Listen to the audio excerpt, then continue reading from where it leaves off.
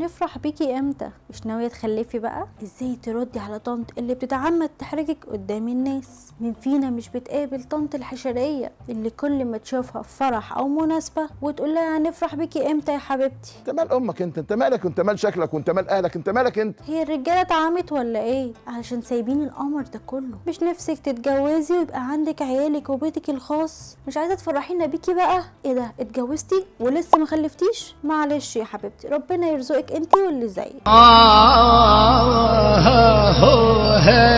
من الدنيا ما بنبقاش عارفين نرد عليهم بايه، نحرجهم ولا عيب علشان هم كبار، ولا نرد نقول ايه ما احنا كمان بنتضايق. بس انا بقى لو مكانك هقول لها والله يا طنط انا فرحانه بنفسي طول الوقت، انت بقى مش فرحانه بيا ليه؟ شوفي يا طنط كام واحده متجوزه ومتطلقه، وشوفي يا طنط كام واحده متجوزه ومش سعيده، وكام واحده متجوزه وبتتخانق مع جوزها. ساعتها بقى تفرحي فيا ولا تفرحي بيا؟ ولا انت عايزاني ابقى زيك؟